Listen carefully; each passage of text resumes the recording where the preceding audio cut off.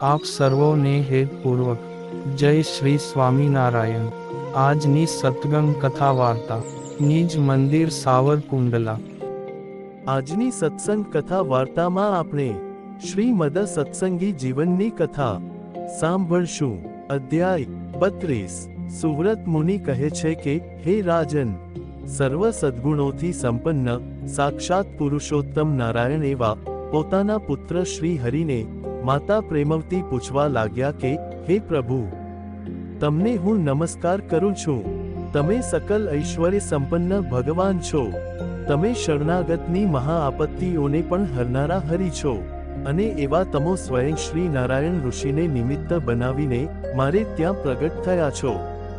માટે મુમુક્ષુઓને માટે એક આશ્રય કરવા યોગ્ય છો। માટે હે હરિ, તમે કહ્યું જે માયા જન્મ મરણ રૂપ સંસારનું મૂળ કારણ છે, તો જીવને બંધન કરનારી તે માયારૂપી અજ્ઞાનની નિવૃત્તિ જે ઉપાયથી થાય તેવું સાધન મને યથાર્થપણે કરીને કહો। સૌને સદ્બુદ્ધિ પ્રદાન કરનારા હે પ્રભુ, જગતના સાંસારિક પદાર્થોમાંથી મને વૈરાગ્ય થયો છે, તેથી મોક્ષની ઈચ્છાથી હું તમારે શરણે આવી છું। તો જે પ્રકારે મારું હિત થાય તેવો કોઈ ઉપાય મને બતાવો। સમગ્ર દેહધારી જીવોના કલ્યાણને અર્થે પૃથ્વી ઉપર પ્રગટ થયેલા તમે સાક્ષાત શ્રી નારાયણ ઋષિ છો એમ હું માનું છું। હે હરિ, સૂર્ય જેમ બાહ્ય અંધકારનો નાશ કરે તેમ પ્રગટ પ્રતાપી એવા તમે મારા અંતરના અંધકારનો તત્કાળ વિનાશ કરો। મનુષ્ય રૂપે વર્તતા તમે તમારા દિવ્ય સંકલ્પથી તમારું અલૌકિક દિવ્ય ઐશ્વર્ય છુપાવ્યું છે।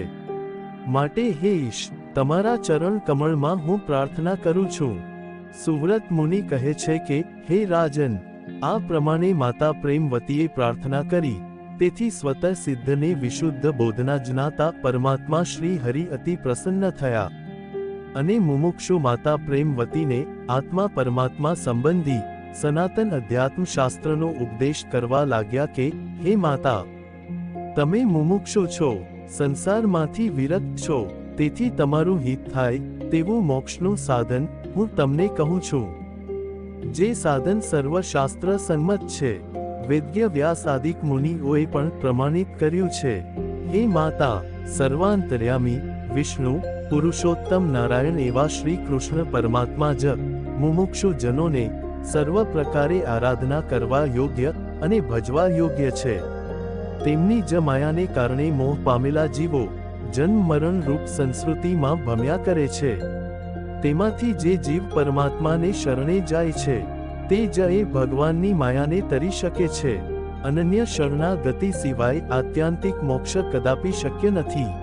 હે માતા, સર્વપ્રથમ સંતોના સમાગમથી પરમાત્માનો મહિમા સમજવો, અને મહિમાથી પ્રાપ્ત થયેલ સ્વધર્મ, જ્ઞાન અને વૈરાગ્ય યુક્ત એકાંતિકી ભક્તિથી ભગવાનનું સેવન કરવું।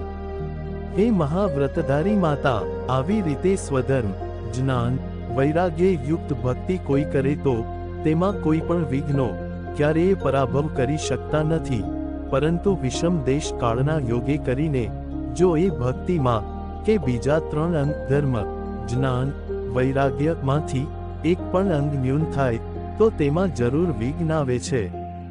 ભગવાનનું ભજન કરનાર ભક્તજનોની કાર્ય અને કારણરૂપ માયાની સર્વ પ્રકારે નિવૃત્તિ તો એકમાત્ર 3 અંગોએ સહિત ભક્તિરૂપી સાધનથી જ થાય છે, પણ અન્ય કોઈ માયાની નિવૃત્તિનો ઉપાય જ નથી।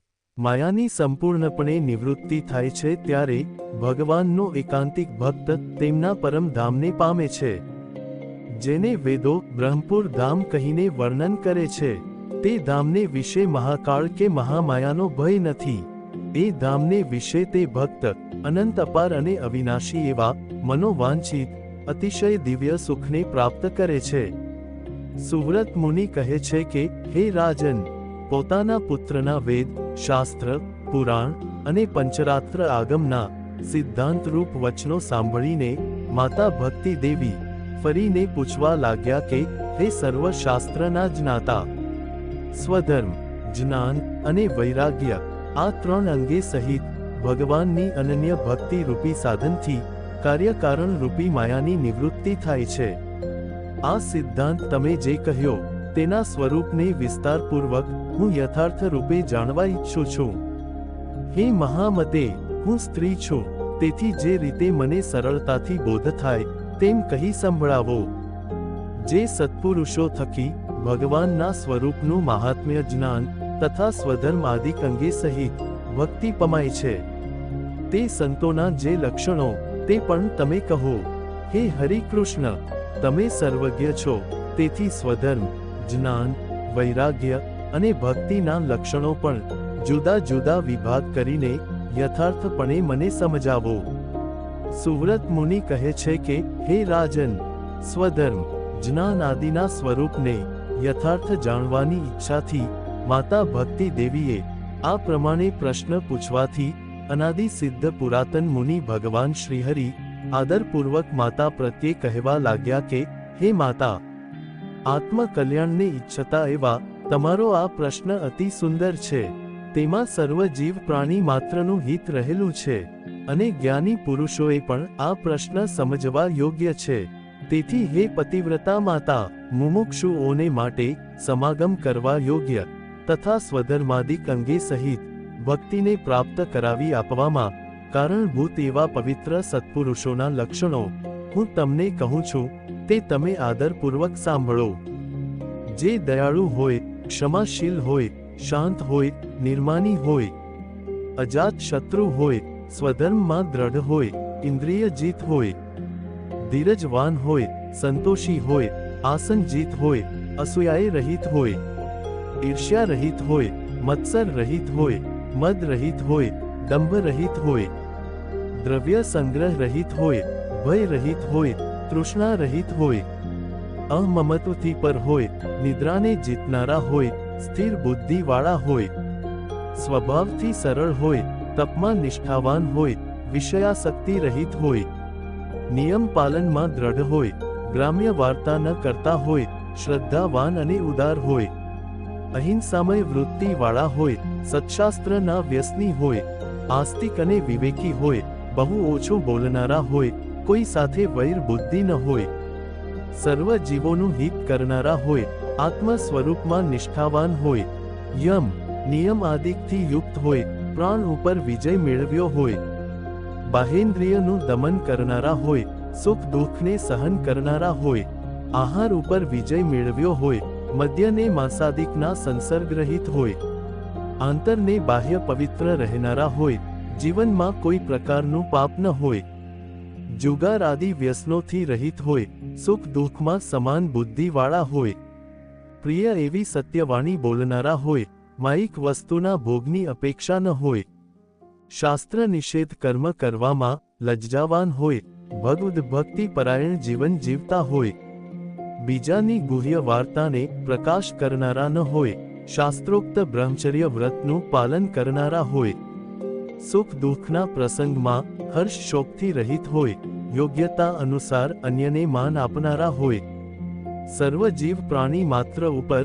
ઉપકાર કરનારા હોય, કર્મેન્દ્રિયો અને જ્ઞાનેન્દ્રિયોની ચપળતા રહિત હોય, જીવોને જ્ઞાન વાર્તાનો બોધ આપવામાં નિપુણ હોય, ભગવદ ભક્તિ વિના ક્ષણ પણ વ્યર્થ જવા દેતા ન હોય, નિત્ય ભગવાનને અર્થે જ સમગ્ર ક્રિયા કરનારા હોય, ભગવાન શ્રી કૃષ્ણના ચરણનો દ્રઢ આશ્રય કર્યો હોય, કોઈની ચાડી ચુગલી અને ચોરીના કર્મથી રહિત હોય, કામ, ક્રોધ અને લોભ ઉપર જેણે વિજય મેળવ્યો હોય, સ્વધર્માદિક પાલનમાં પ્રમાદ રહિત, સાવધાન વર્તતા હોય, પોતાની પ્રશંસા અને બીજાની નિંદાનો ત્યાગ કરનારા હોય, ભગવાન શ્રી કૃષ્ણના સ્વરૂપના ધ્યાન પરાયણ જીવન જીવતા હોય, પ્રેમથી નિત્ય ભગવાનના અવતાર ચરિત્રોનું શ્રવણ ને કીર્તન કરનારા હોય, હે નિષ્પાપ માતા, આવા લક્ષણોથી સંપન્ન હોય, તેને તમારે ભગવાનના એકાંતિક સાધુ જાણવા. હે માતા, આવા સંતના પ્રસંગથી જ ભગવાનની મહાત્મ્ય જ્ઞાને સહિત એકાંતિકી ભક્તિ પ્રગટ થાય છે અને આવા સંત થકી જ ભગવાન અને ભગવાનના અવતારોની અતિ અદ્ભુત પાવનકારી ચરિત્રોની કથા સાંભળવા મળે છે. ભગવાનના ગોલોક, વૈકુંઠ, અક્ષર આદિક ધામોમાં જે ભગવાનના અનંત અપાર ઐશ્વર્યો રહેલા છે તે પણ આવા સંતોના પ્રસંગથી મુમુક્ષુ જાણી શકે છે. તેવી રીતે ક્ષીરસાગરને કિનારે આવેલા અને બ્રહ્મ તેજથી સભર એવા શ્વેતદ્વીપ ધામનો મહિમા પણ તેમના થકી જ સમજાય છે. વૃંદાવન, દ્વારિકા, બદરિકાશ્રમ વગેરે આ પૃથ્વી પરના ધામોનો મહિમા પણ આવા સંતો થકી જ જાણવામાં આવે છે. આ ભરતખંડના પુલ્હાશ્રમ વગેરે પવિત્ર ક્ષેત્રોનો તેમજ શોભાયમાન પવિત્ર ગંગા, યમુનાદિક તીર્થોનો મહિમા પણ આવા સંતો થકી જ સમજાય છે. જ્યાં જ્યાં ભગવાન શ્રી કૃષ્ણના વિચરણ વગેરેના સંબંધથી જે કાંઈ અદ્ભુત મહાત્મ્ય છે તે સર્વેનું મહાત્મ્ય મુમુક્ષુ શ્રોતાજનોને આવા સંતો થકી જ જણાય છે. પ્રથમ સંતો થકી ભગવદ ચરિત્રોનું શ્રવણ થાય છે. તે શ્રવણથી ભગવાનનો મહિમા સારી રીતે સમજાય છે. તેણે કરીને સ્વધર્મ, જ્ઞાન, વૈરાગ્ય યુક્ત ભગવાનને વિશે ભક્તિ પ્રગટ થાય છે. હે માતા, આવા સત્પુરુષોના દર્શન કરવાથી, તેમનો સ્પર્શ કરવાથી, તેમને નમસ્કાર કરવાથી, તેમની સેવા કરવાથી, તેમને ભોજન કરાવવાથી, તેમનું ચંદન પુષ્પહાર વડે પૂજન કરવાથી અનંત જન્મના ઉત્પન્ન થયેલા પાપના સમૂહો તત્કાળ મૂળ સહિત નાશ પામે છે. તેમના ચરણમાં સમગ્ર તીર્થો નિવાસ કરીને રહ્યા છે. ભગવાન શ્રી કૃષ્ણે આવા સત્પુરુષોને પોતાના હૃદય સમાન કહેલા છે. હે માતા, આવા સત્પુરુષોના પ્રસંગથી મુમુક્ષુ જનોને આ જગતમાં કઈ વસ્તુ દુર્લભ છે? અર્થાત કોઈ પણ વસ્તુ દુર્લભ રહેતી નથી, પરંતુ સર્વે સુલભ છે. ઇતિ શ્રીમદ સત્સંગી જીવને નારાયણ ચરિત્રે ધર્મશાસ્ત્રે પ્રથમ પ્રકરણે શ્રી હરિ ગીતાના પ્રથમ અધ્યાયમાં સત્પુરુષોના લક્ષણોના નિરૂપણ નામે 32મો અધ્યાય સંપૂર્ણમ. અને હવે પછીની કથા વાર્તા આપણે આગળના ભાગમાં સાંભળશું. અત્યારે આપ સર્વોને ભાવથી જય શ્રી સ્વામિનારાયણ.